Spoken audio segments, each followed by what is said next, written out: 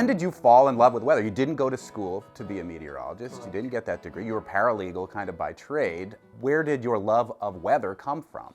It came from, well, it started when I was really young, when I was 7 or 8 years old, and probably 45 years ago, the blizzard of 78 was probably that storm, and the storm before that, the Mother's Day snowstorm of 1977 in Eastern Mass. We got a foot of snow on May 9th and May 10th. So I think the snow, I didn't have the most joyous upbringing, shall we say, and so the snow, the cadence of the snow falling was really relaxing and peaceful, so that started it. But then when I was 12 in Metro West, where I grew up, there was severe thunderstorms coming through that day, and I was watching Bob Copeland, who was the morning and noontime meteorologist on Channel 5 WCVB.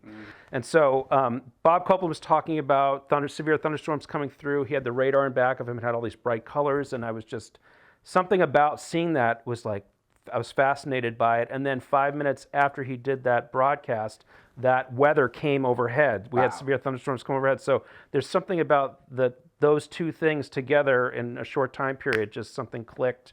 And then I just started watching all the Boston meteorologists. I would sit there when we didn't have remote controls by the TV at 6:14. Bruce Schwegler. Yeah, it's Bruce Schwegler. Exactly. Harvey Leonard, Barry Burbank, all those guys. Yeah. And so I would sit there and like Channel 4, Channel 5, Channel 7 at like 6, and I would just go back and forth to catch all, especially in the winter, to catch all of their forecasts. And I just learned, I gravitated towards the ones that would talk about why the weather was doing what it was doing, as opposed to this is just what we think is going to happen. So then how did you dig deeper and get so good at explaining these concepts to the general public and tens of thousands of people in our area relying on what you have to say about it?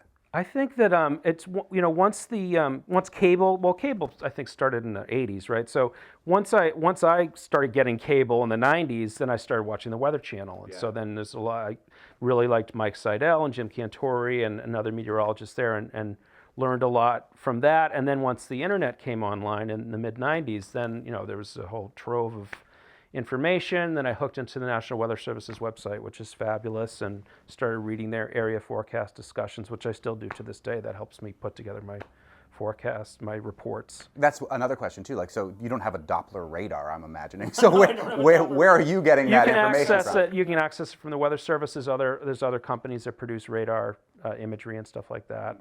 And then I just kind of take all this information and my knowledge of the area and put together my reports and my forecasts, what I think is going to happen, taking into account the microclimates that we have in the region, the hill towns, the valley and stuff, and try to put it out in a way that has, bulleted information up at the top of my report, and also write a longer form discussion. Different people, some people just want a little bit of information, some people want to know what the weather's doing and why, and so that's kind of how I put it together.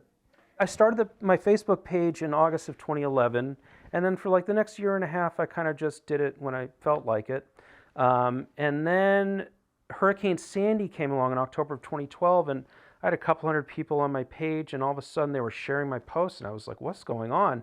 And my audience tripled, and then I was like, well, I'll keep doing it. People are finding it useful, and then it got to actually 10 years ago was the blizzard of 2013, and basically my page went over 1,000 people, and everyone was saying how much it really was helpful to them, and that's something clicked where I was like, I'm going to do this every day now. I'm going to commit to this because I really wanted to be helpful in some way, and then I found a way to do that. And then it was really that, fast forward to December 2013 into 2014, that winter was incredibly cold and incredibly snowy, and Facebook didn't have its algorithm set up yet to throttle you back. So I was reaching a lot of the people who had liked my page, and it took off, and my audience like quintupled in like 4 months.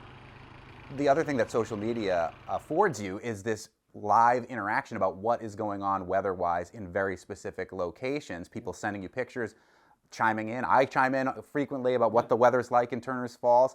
How does that add to your information gathering, and what's that like being like a collaborative partner with Western Mass when it comes to putting your forecast together? That's one of the things that I enjoy a lot. Well, it's helpful to me because there's a thing called ground truth, where it's like you put out a forecast, and then when a storm moves in, especially a winter storm or like a mixed storm with different precipitation types, it's really helpful to hear people from Franklin County, Hampden County, Hampshire, Berkshire, Southern Vermont, Northern Connecticut talk about what they're seeing, so you can see how the storm's actually playing out, and it gives you a clue as to what's kind of happening in the upper middle levels of the atmosphere and stuff. So I love that, and I just love the community aspect of it. It's like and other people have told me they like it too, because if they have to drive somewhere and they got to go to Springfield, but they're living up in Turner's or something like that, and so they're like, it helps them figure out.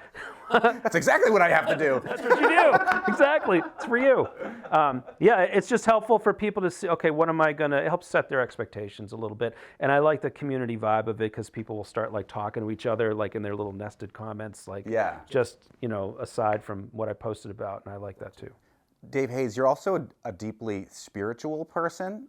You're a huge fan of Mr. Rogers, as I am, and his sort of whole ethos. You write haikus. You wrote me some beautiful haikus just the other day, which I was really flattered by.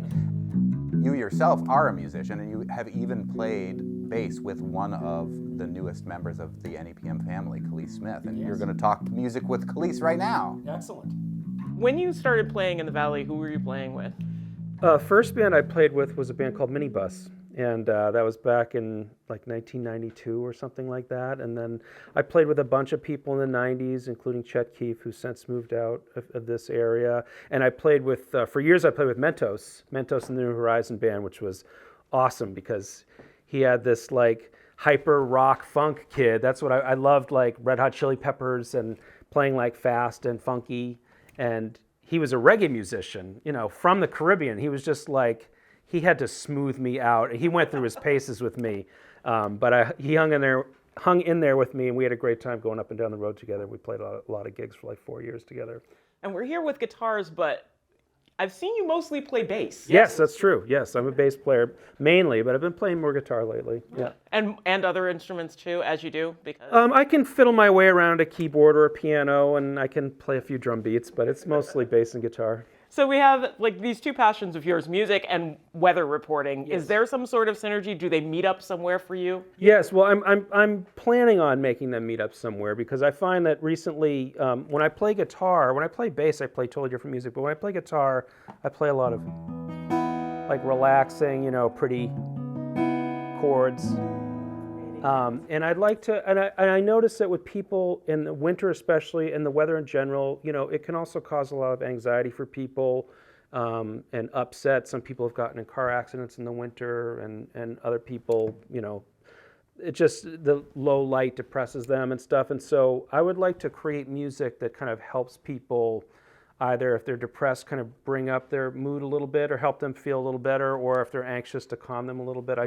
I want to find a way to take music that I naturally write and maybe kind of put that out to my weather audience.